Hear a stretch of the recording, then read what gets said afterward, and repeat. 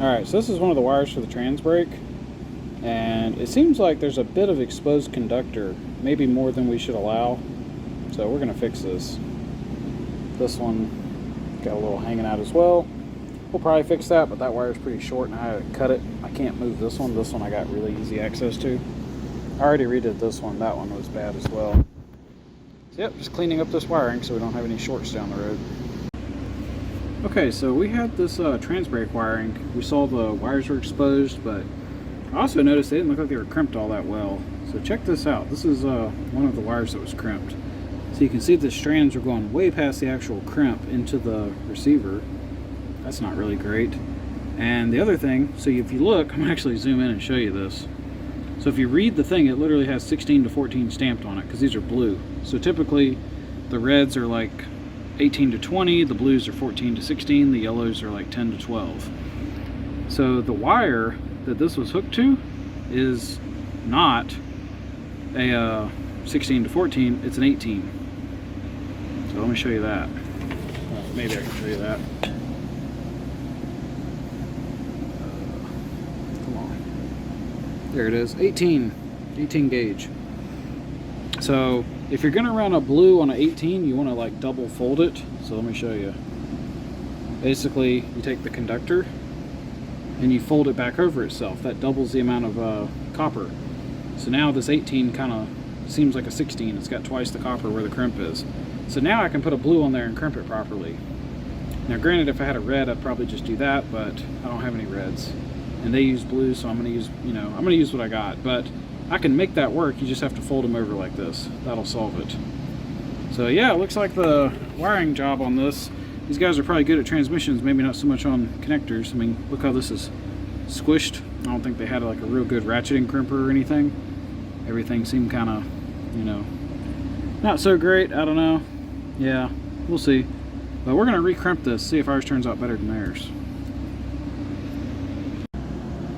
Alright, so we're gonna attempt to crimp this with one hand. So I've already pushed this on like as far as it goes. I don't know if you'll be able to see the conductors in there. Yeah, you can see the copper's poking out a little bit, but it's not inside the receiver. And then you'll see our crimpers have a dot for blue. I'm gonna bring this up.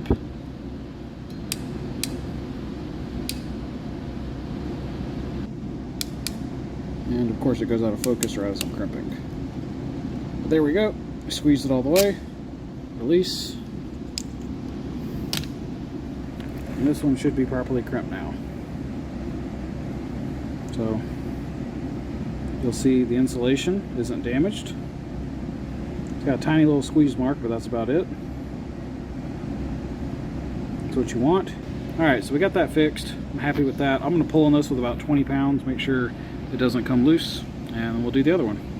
Alright, so we did our 20-pound pull on the one we just crimped, and it was good. And then I did a 20-pound pull on this one, and it didn't come loose either, but it did pull the insulation back a little more. So we're gonna fix this one real quick. This will only take a couple minutes. So since this wire is kind of short, when we cut this, we're not going to cut it back here.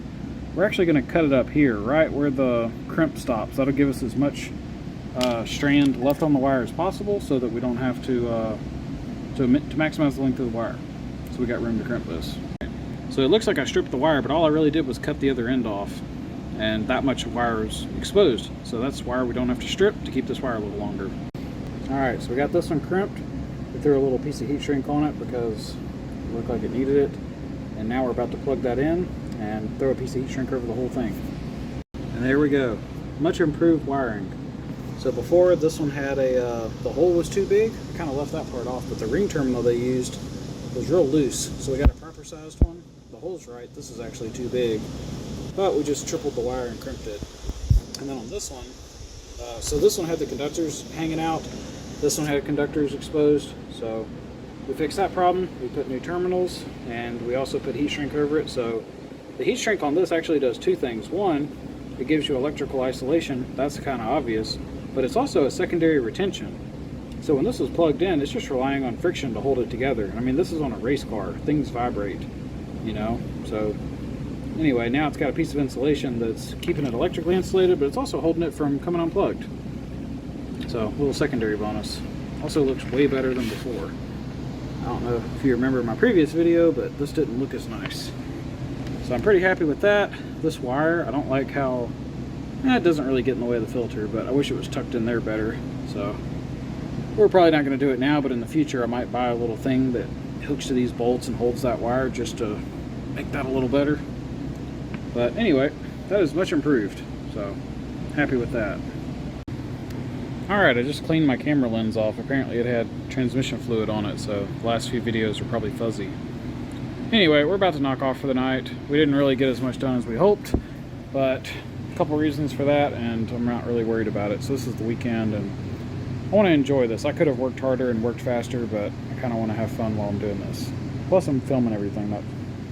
That may not seem like it to you guys, but that slows it down, recording everything. But I wanted to do this. I wanted to try this YouTube stuff, see if it goes anywhere.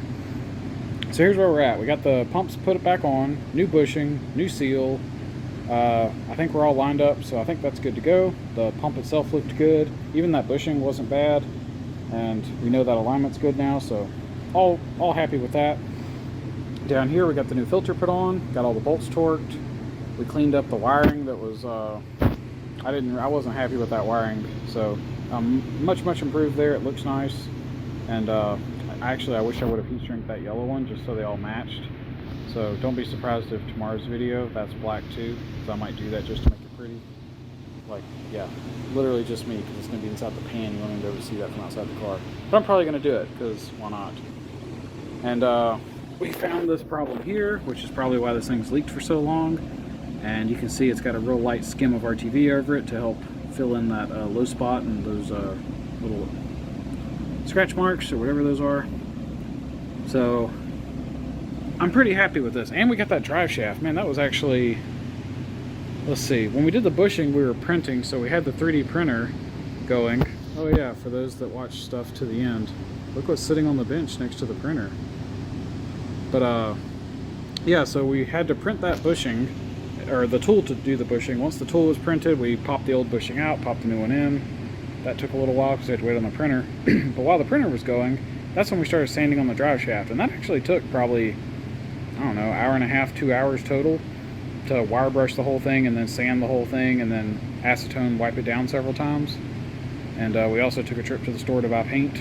I think we got lunch then too, but anyway, still, that was wasn't planning. It wasn't on the list, so to speak, but I knew I wanted to do it because it just, man, I hate things when the paint's flaking. It just looks like hell. So that added some time, but I tell you what, I sure like how that drive shaft turned out. That thing looks, I don't know, it looks like someone else painted it, to tell you the truth. So happy with that. We're going to paint this transmission whenever. I wanted to do it tonight. That ain't going to happen, and now I'm wondering if it'll even happen tomorrow, but let's hope it does. So I guess tomorrow we'll come here. That pan, we got to drill and tap to put our sensors in, then we'll do a final clean on the pan. We've already picked what gasket we're running, so once the sensors are installed, we got to clean the bolts that go on the pan, and then we can bolt the pan up. And man, I think that's about it for the transmission, other than a paint job. I think that's about it. So yeah, once the pan's on with the sensors, we're going to throw this up on, I got a little bench over by the shop door. We're going to throw it up there and start cleaning and get this thing all cleaned up, mask off everything we need to, and we're going to paint it black. So that'll be the plan for tomorrow. Alright guys, y'all take it easy. Hey guys, welcome back.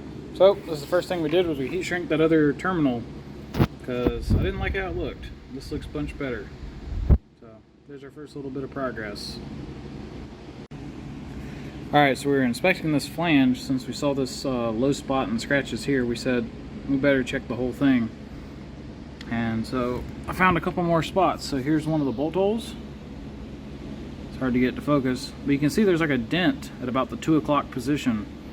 And you know, that's just, I don't know what, something hit it, but we're gonna fill that little low spot in. And there's a couple other things, but let's see, there's a, oh yeah, right here. So this is on the, right there, there's another pretty decent sized little dent. Doesn't go all the way through, but I mean, it gets really close to that ceiling edge, so we're going to fill that little low spot in as well.